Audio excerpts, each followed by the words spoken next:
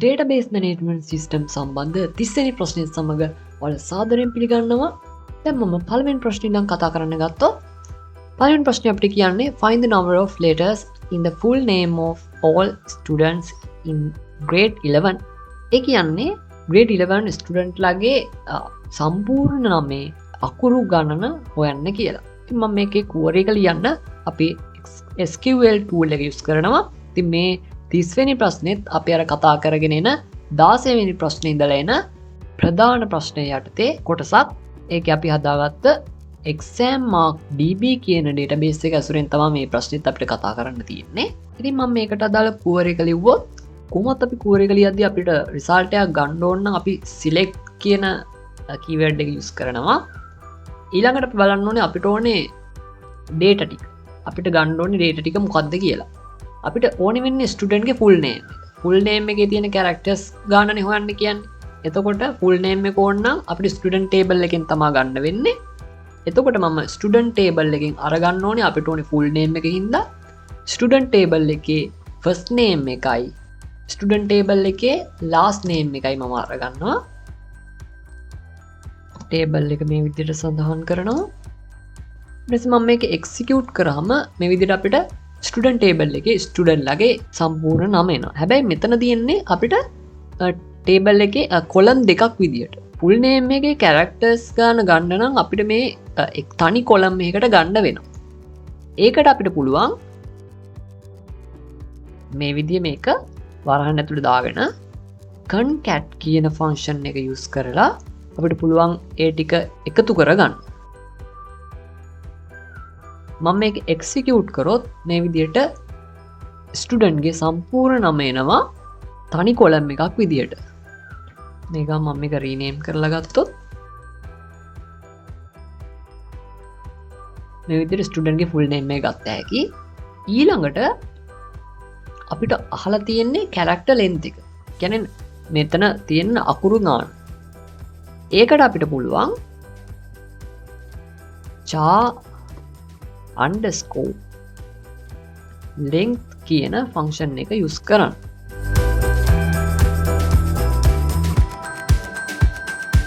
මම මේක එක්සිකියුට් කරොත් මේ විදිහට අපිට ස්ටුඩන්ට් ලගේ ෆුල් නේම් එකේ කැරක්ටර් ලෙන්ත් එක හම්බෙනවා. ඒ කියන්නේ number of letters ගාන. ඒ වගේම අපිට දැන් පහසු වෙන්න දැන් මේ characters අයිති කාටද කියලා අඳුරගන්න මම ආයේ ස්ටුඩන්ට් ටේබල් එකෙන් අදාළ නේම් එක අරගන්නවා. නේම් එක ස්ටුඩන්ට් ටේබල් එකේ ෆස්ට් නේම් සහ ලාස්ට් නේම් එක.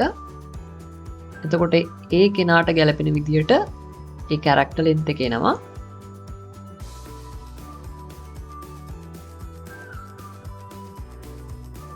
ස්ටුඩන්ට් අදාළ ස්ටුඩන්ට්ගේ නමේ කැරක්ටර් ලෙන්ත් එක සහ ස්ටුඩන්ට්ගේ නේම් එක මේ විදියට එනවා. දැන් මම ඊළඟ ප්‍රශ්නෙට යනවා. ඒ කියන්නේ දෙවෙනි ප්‍රශ්නේ Sinhala language and literature. Find the number of letters in this word. මෙතන දීලා තියෙන වචනේ තියෙන අකුරු සංඛ්‍යාව හොයන්න කියනවා. ඒකට අපි ලිව්වොත් select result එකක් අපිට පෙන්න ගන්න නම් select කියන keyword එක use කරන්න ඕනේ. select char length කියන function එක use කරන්න ඕනේ.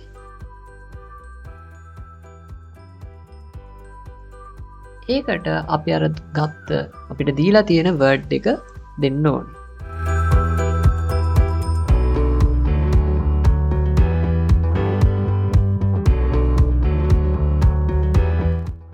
ඊළඟට මම මේක එක්සිකියුට් කරනවා.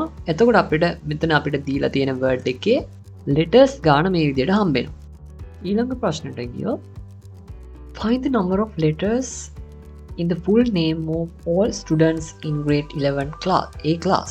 11 පන්තියේ ඉන්න සියලුම ස්ටුඩන්ට් ලගේ සම්පූර්ණ නමේ අකුරු ගණන හොයන්න කියන්නේ. ඒකේ query අපි ලියන්නේ කොහොමද කියලා බලමු. මුලින්ම select කියන keyword එක අපි use කරන්න වෙනවා result එකක් ගන්න නම්. එතකොට ස්ටුඩන්ට් ලා ගන්න නම් ස්ටුඩන්ට් කියන table එක ඕනේ වෙනවා. select asterisk from student. A table එක මම මුලින් අරගෙන ඉන්නවා. ඊළඟට මම මේකට join කරගන්නවා class කියන table එක. මම එහෙම join කරගන්න හේතුව තමයි අපිට class එකක් දීලා තියෙනවා filter කරගන්න. 11 A කියලා. ක්ලාස් එක ෆිල්ටර් කරගන්න නම් ක්ලාස් කියන ටේබල් එක අපිට ජොයින් කරගන්න වෙනවා. ඒක ජොයින් කරගන්නවා අදාළ නම දෙන්න ඕනේ සමාන වෙන කොලම් දෙකේ. ස්ටුඩන්ට් ටේබල් එකේ ක්ලාස් ID එක සමාන වෙනවා ක්ලාස් ටේබල් එකේ ID එකට. මං ඒ ටේබල් එක අරගන්නවා මෙහෙම. ඊළඟට අපි ක්ලාස් එක ෆිල්ටර් කරගමු. වයා කියන කීවර්ඩ් එක යූස් කරලා අදාළ ක්ලාස් එක දෙන්න ඕනේ. ක්ලාස් කියන ටේබල් එකේ ක්ලාස් නේම් එක සමාන කරනවා 11A කියන එකට. එක සමාන කළා මං එක්සිකියුට් කරාම 11A ක්ලාස් එකේ ඉන්න ස්ටුඩන්ට්ලා ටික අපිට හම්බෙනවා. ඊළඟට මං එයාලගේ සම්පූර්ණ නම අරගන්න. ස්ටුඩන්ට් ටේබල් එකේ ෆස්ට් නේම් එක, ස්ටුඩන්ට් ටේබල් එකේ ලාස්ට් නේම් එක. මේක අරගත්තාම අපිට මේ දෙක එකතු කරන්න වෙනවා. ඒකට concat කියන ෆන්ක්ෂන් එක යූස් කරනවා. මේක එක්සිකියුට් කරගත්තාම අපිට සම්පූර්ණ නම එනවා. ෆස්ට් නේම් එකයි ලාස්ට් නේම් එකයි එකතු වෙලා. ඊළඟට අපිට කියන්නේ මේ නේම් එකේ අකුරු සංඛ්‍යාව හොයන්න කියලා.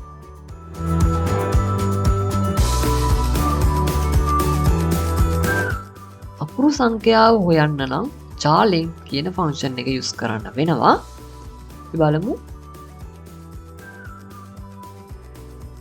ඒක ඇතුළේ මේ අපි දාගත් මේවා එක දාගන්නවා.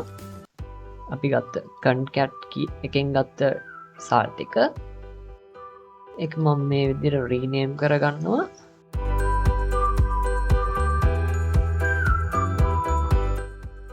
මේක එක්සිකියුට් කරාට පස්සේ අපිට ස්ටුඩන්ට් ලගේ ෆුල් නේම් එකේ අකුරු ගන්න ලෙටර්ස් ගාන හම්බෙනවා. තාත් පහසුවෙන් ඒ අදාළ ස්ටුඩන්ට් අඳුන ගන්න ඕනේ හින්දා එයාලගේ නමත් මම මේකට ජොයින් කරගන්නවා. Student first name, student last name. ඒක එක්සිකියුට් කරගත්තා මේ විදිහට ස්ටුඩන්ට්ගේ නම සහ ඒ නමට අදාළ අකුරු ගන්න හම්බෙනවා. මං ඊළඟ ප්‍රශ්නයට යනවා. ඒ කියන්නේ 4 වෙනි ප්‍රශ්නේ. Prepare the first name of all grade 11B students in capital letters. ඒ කියන්නේ 11B පන්තියේ ඉන්න සියලුම ස්ටුඩන්ට්ලාගේ පළවෙනි නම capital letters වලින් ලියන්න කියලා. ඒකට අපි සිලෙක්ට් එකක් ලියන්න ඕනේ. මුලින්ම ස්ටුඩන්ට් ටේබල් එකේ ස්ටුඩන්ට් ඩීටේල්ස් ටික අරගෙන ඉන්න ඕනේ. select from student. ඊළඟට අපි ජොයින් කරගන්න ඕනේ ක්ලාස් එක. මොකද ක්ලාස් එක තියෙන්නේ ක්ලාස් ටේබල් එකේ හින්දා. එතකොට අපි grade එක කියන්නම්. ඉන්න join ක්ලාස් ටේබල් එක සමාන වෙන්න ඕනේ කොලම් දෙක දෙන්න ඕනේ. ස්ටුඩන්ට් ටේබල් එකේ ක්ලාස් ID එක සමාන වෙනවා ක්ලාස් ටේබල් එකේ ID එකත් එක්ක. ක්ලාස් ටේබල් එකත් ඇඩ් වෙනවා. ඊපස්සේ ෆිල්ටර් කරගන්න ක්ලාස් නේම් එක. ක්ලාස් ටේබල් එකේ ක්ලාස් නේම් එක සමාන වෙන්න ඕනේ 11B කියන එකට. ඒක එක්සිකියුට් කරාම මේ විදිහට 11Bට අදාළ ස්ටුඩන්ට් ලගේ ඩීටේල්ස් ටික එනවා. ඊළඟට අපිට ඕනේ වෙන්නේ ස්ටුඩන්ට්ස් ලගේ ෆස්ට් නේම් එක. ස්ටුඩන්ට් ටේබල් එකේ ෆස්ට් නේම් එක මේ විදිහට අරගන්නවා. ඊළඟට කැපිටල් ලෙටර්ස් කරන්න කියනවා ෆස්ට් නේම් එක. එතකොට අපිට පුළුවන් යූස් කරන්න අප කියන ෆන්ක්ෂන් එක. මේක එක්සිකියුට් කරා මේ විදිහට ස්ටුඩන්ට් ලගේ ෆස්ට් නේම් එක කැපිටල් ලෙටර්ස් වලින් එනවා.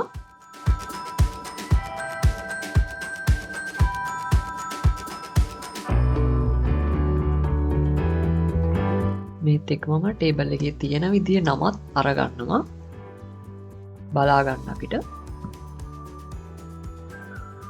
මේක එක්සිකියුට් කරාම අපිට රිසල්ට් එකක් එනවා. ඒතරවල් පේනවා ටේබල් එකේ ෆස්ට් නේම් එකේ තියෙන්නේ ෆස්ට් අකුර විතරයි කැපිටල් වෙලා තියෙන්නේ අනිත් අකුරු සිම්පල් මේ අප කියන ෆංක්ෂන් එකෙන් වෙලා තියෙන්නේ ඒ සියලුම අකුරු ටික කැපිටල් වෙලා තියෙනවා මම ඊළඟ ප්‍රශ්නයට යනවා පස්වෙනි ප්‍රශ්නේදී කියන්නේ prepare the names of all the subject in simple letters subject වල තියෙන subject සියලුම subject simple letters වලට හරවන්න කියලා subject වල නම් ඒකට පුවර එක ලියන්න මෙහෙම මුලින්ම අපිට ඕන වෙනවා subject table එක select asterisk from subject කියලා මම subject table එක මුලින්ම අරගන්න ඊට පස්සේ අපිට ඕන වෙන්නේ subject name එක මොකද subject name එක තමා capital simple letters වලින් හරවන්න එතකොට subject table එකේ subject name එක මම අරගන්න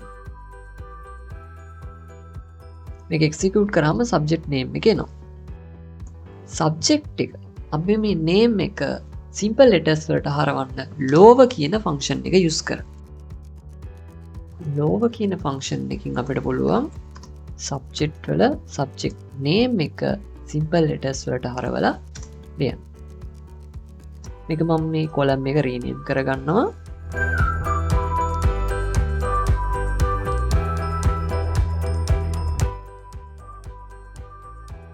මම මේක execute කරාට පස්සේ ඔයාලට පේනවා subject name එකේ අපේ table එකේ තියෙන subject name එකේ පළවෙනි අකුර capital letters වලින් තියෙන්නේ හැබැයි lower කියන function එක use කරාට පස්සේ ඒ subject name එක simple letters වලින් ඇවිල්ලා තියෙනවා. ඉතින් මේ capital letter එක මේ කොතන තිබ්බත් මේ සම්පූර්ණ වචනම capital වෙලා තිබ්බත් මෙතනින් අපිට එන්නේ simple letters වලින් තියෙන වචනය. දැන් මම ඊළඟ ප්‍රශ්නෙට ගියොත් find the average of the marks obtained by Amanda Moses student in class 11A in all term examination in the subject of science.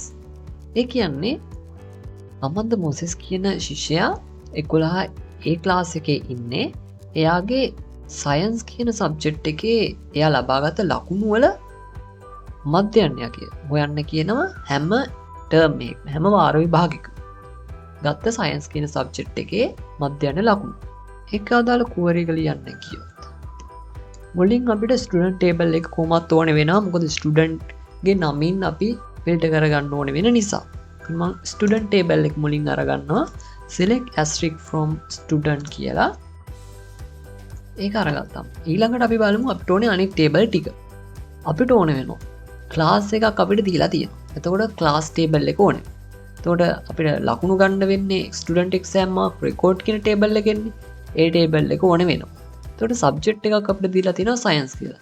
එතකොට සබ්ජෙක්ට් එක සයන්ස් කියලා දෙන්න නම් සබ්ජෙක්ට් ටේබල් එකක් ඕනේ වෙනවා. අපිට එක්සෑම් ටර්ම් කියන ටේබල් එක නම් ඕනේ වෙන්නේ නැහැ. මොකද මෙතන all exam term කියලා තියෙන නිසා අපිට ෆිල්ටර් කරගන්න දෙකට අවශ්‍ය වෙන්නේ නැහැ. ඒ නිසා මම මුලින්ම join කරගන්නවා inner join class table එක. අපිට class එක ඕනේ වෙන නිසා ඒකේ අදාළ column ටික දෙන්න ඕනේ. සමාන වෙන ස්ටුඩන්ට් ටේබල් එකේ මොන කොලම් එකද ක්ලාස් ID එක සමාන වෙන්න ඕනේ ක්ලාස් ටේබල් එකේ ID එකට ඒකත් එක්සිකියුට් කරගන්නවා ඊළඟට මම ජොයින් කරගන්නවා ස්ටුඩන්ට් එක්සෑම් මාක් රෙකෝඩ් කියන ටේබල් එක ඒකේ සමාන වෙන්න ඕනේ කොලම් දෙක දෙන්න ඕනේ ස්ටුඩන්ට් ටේබල් එකේ ඉන්ඩෙක්ස් නම් එක සමාන වෙනවා ස්ටුඩන්ට් එක්සෑම් මාක් රෙකෝඩ් කියන ටේබල් එකේ ඉන්ඩෙක්ස් නම් එකට ඒකත් එක්සිකියුට් කරගෙන බලමු මේ විදිහට ස්ටුඩන්ට් එක්සෑම් මාක් රෙකෝඩ් කියන ටේබල් එකත් ජොයින් වෙලා තියෙනවා ඊළඟට මම ජොයින් කරගන්නවා සබ්ජෙක්ට් කියන ටේබල් එක ඒකේ අදාළ කොලම් දෙක දෙන්නත් ඕනේ ස්ටුඩන්ට් ටේබල් එකේ සබ්ජෙක්ට් ID එකත් ස්ටුඩන්ට් එක්සෑම් මාක් රෙකෝඩ් කියන ටේබල් එකේ සබ්ජෙක්ට් ID එකත් සබ්ජෙක්ට් ටේබල් එකේ සබ්ජෙක්ට් ID එකක් එතකොට අපිට ඕනේ ටේබල් ටික අපි ජොයින් කරගත්තා දැන් අපි ෆිල්ටර් කරන එකට යමු ෆිල්ටර් කරන්න where කියන කීවර්ඩ් එක යූස් කරනවා ඊළඟට අපි ෆිල්ටර් කරන්න ඕනේ දේවල් අපි නමින් ෆිල්ටර් කරන්න වෙනවා අපිට ස්ටුඩන්ට් ටේබල් එකේ ෆස්ට් නේම් එක සමාන වෙනවා අපිට දීලා තියෙන්නේ අමන්දා මොසෙස් කියන ස්ටුඩන්ට්ව එතකොට අමන්ද කියන එකට සමාන වෙනවා ෆස්ට් නේම් එක and ස්ටුඩන්ට් ටේබල් එකේ ලාස්ට් නේම් එක සමාන වෙන්න ඕනේ මොසෙස් කියන එකට. මේක එක්සිකියුට් කරාම අමන්ද මොසෙස් කියන ස්ටුඩන්ට්ගේ සියලුම ටර්ම් වල සියලුම සබ්ජෙක්ට් වල රිසල්ට් එනවා. එයාගේ විස්තර සහ එයාගේ ලකුණු සබ්ජෙක්ට් ඒවත් එක්ක. ඊළඟට ෆිල්ටර් කරගන්න ඕනේ එයාගේ ක්ලාස් එකේ. ක්ලාස් ටේබල් එකේ ක්ලාස් නේම් එක සමාන වෙන්න ඕනේ අපිට දීලා තියෙන්නේ 11A කියලා. ඒකනොත් එක්සිකියුට් කරලා මම ඒකත් ෆිල්ටර් කරගත්තා. ඊළඟට අපි ෆිල්ටර් කරගන්න ඕනේ සබ්ජෙක්ට් එක. සබ්ජෙක්ට් ටේබල් එකේ සබ්ජෙක්ට් නේම් එක සමාන වෙන්න ඕනේ සයන්ස් කියන එකට.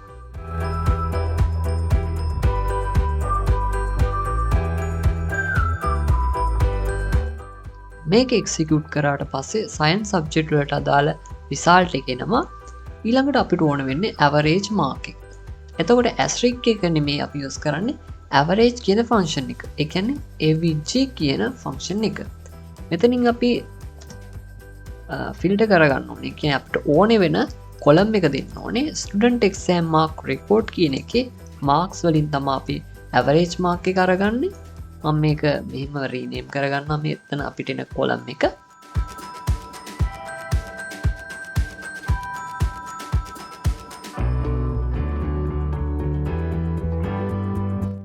මම මේක එක්සිකියුට් කරාට පස්සේ මේ විදිහට අපිට ඇවරේජ් මාක් එක එනවා. මේ අමන්ද මොසෙස් කියන ස්ටුඩන්ට් සයන්ස් කියන සබ්ජෙක්ට් එකට අරගත්ත ඇවරේජ් මාක් එක. ඉතින් ඩේටාබේස් මැනේජ්මන්ට් සිස්ටම් සම්බන්ධ 30 වෙනි ප්‍රශ්නය සාකච්ඡා කරලා අවසන් වෙනවා. 31 වෙනි ප්‍රශ්නයත් සමග මම ඊළඟ වීඩියෝ එකකින් ඔයාලව හම්බෙන්න එන්නම්. හැමෝටම සුබ දවසක්.